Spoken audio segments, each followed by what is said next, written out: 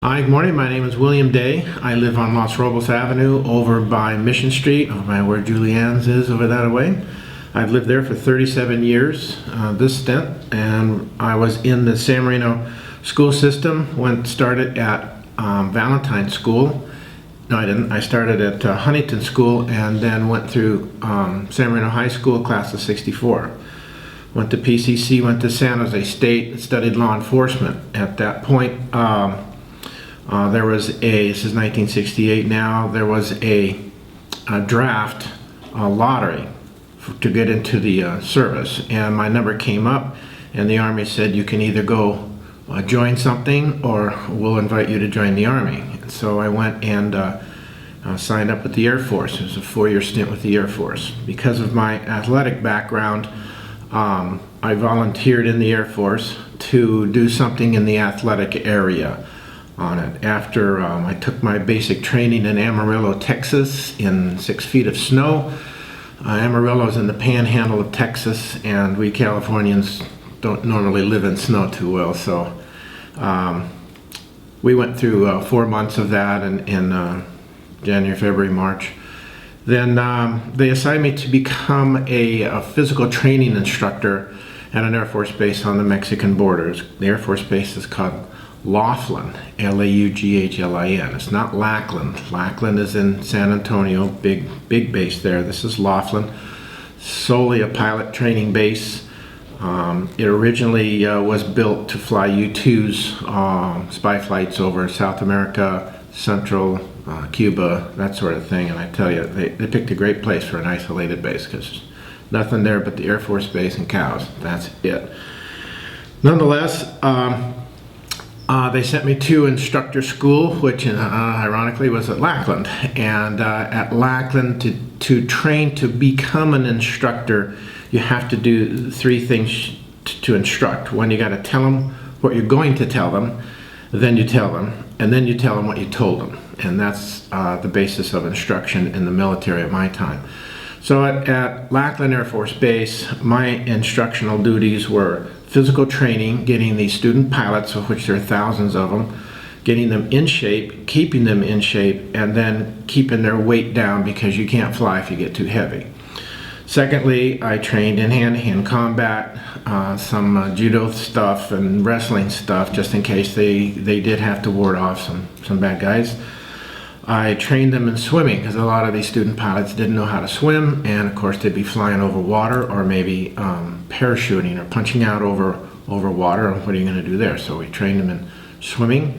And the last thing we did was train them in what we call parachute landing falls. It's how to land with a parachute. You could jump out of a perfectly good plane, that's not too hard, but landing on land or landing in water, completely different story. So that was my thing. Did that for 4 years, trained thousands and thousands of pilots, some of which I knew, some of the student pilots coming from California. One of my cousins came through the program and we were best of buds during training.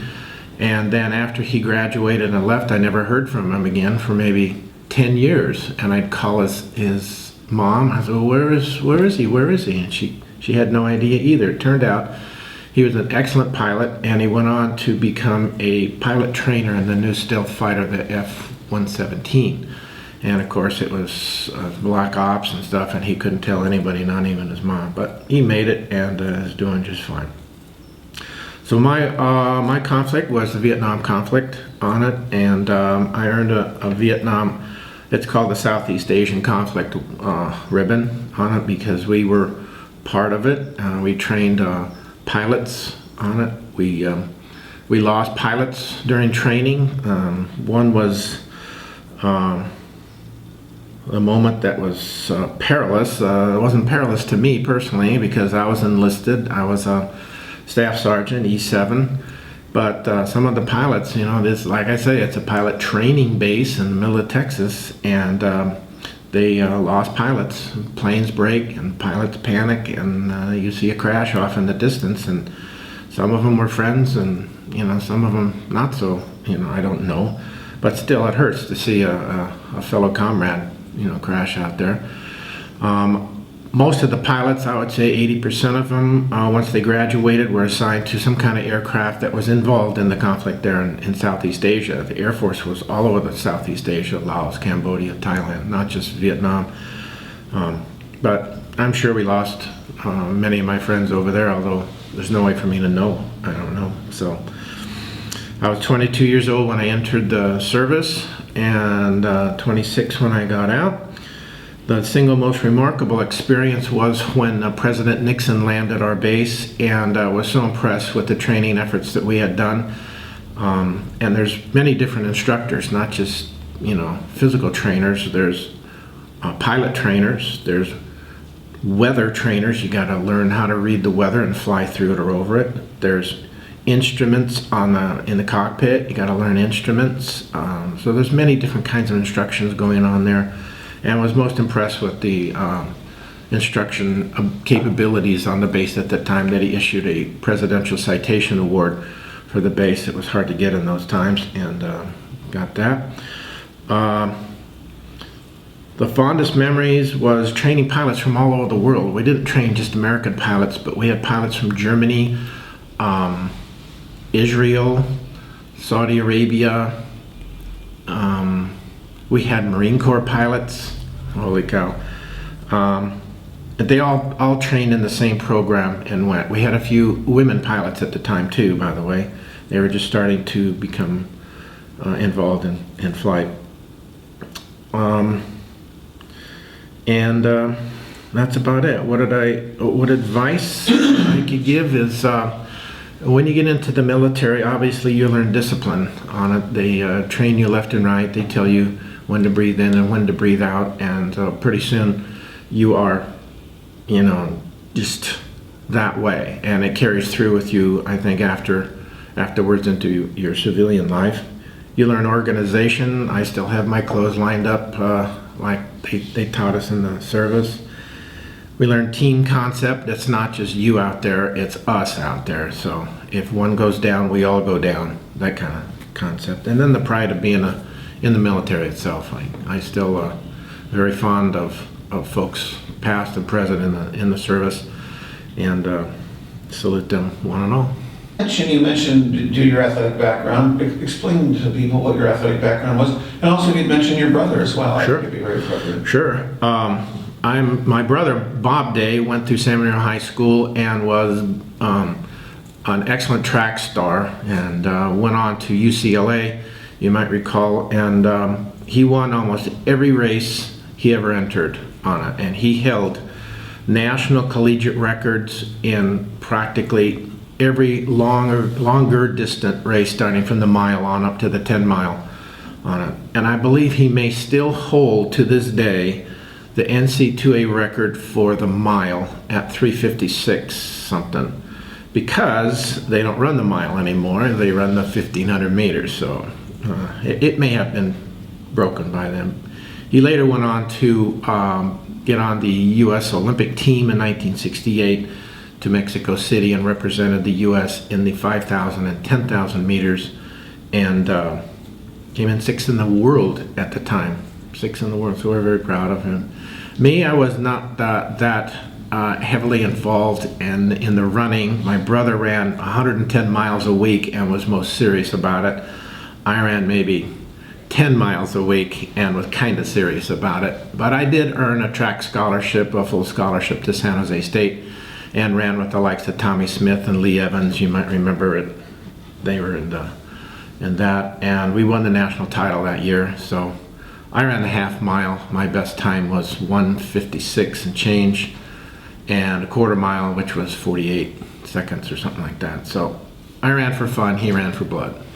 Your father's service in the military, and that was a very interesting story. Explain that, if you would. My dad was in the Navy. He was born and raised in Illinois. He went to OCS in, I believe it was Michigan somewhere, and they taught him Navy stuff, and they showed him the boat. He was in an LST, that big front prow that opened like that. He was a captain of one of those.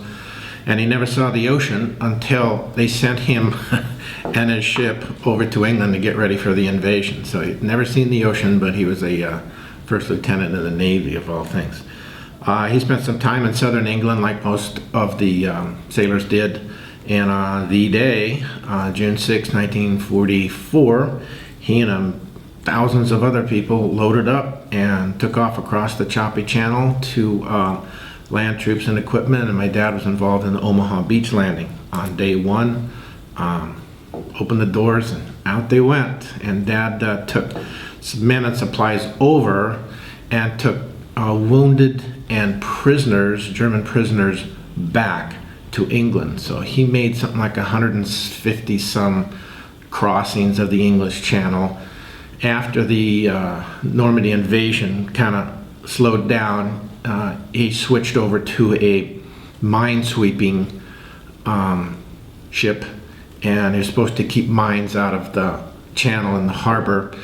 And one day, close to the end of the war, out of nowhere, in the harbor that my dad was supposed to protect, a German submarine rose up out of the water and surprised everybody. So I was wondering, holy cow, nice job, Dad. But anyway, he was very proud of his Navy service, and like most other veterans of World War II, never said a word about it as we were growing up until the day he saw Saving Private Ryan. And then I think it struck him big time, because that's exactly what it looked like on D-Day.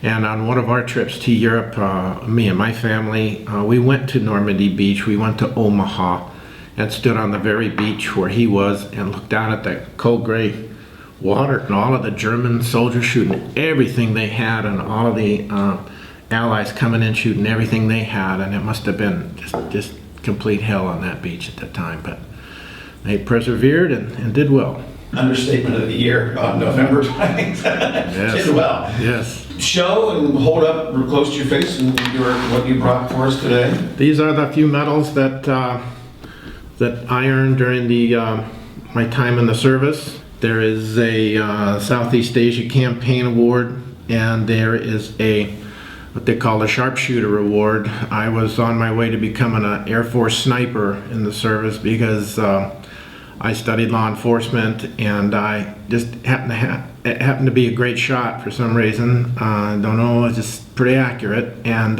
they wanted me to go into sniper school for the Air Force, and I elected to try the physical education side because it's a little bit safer for me, I guess.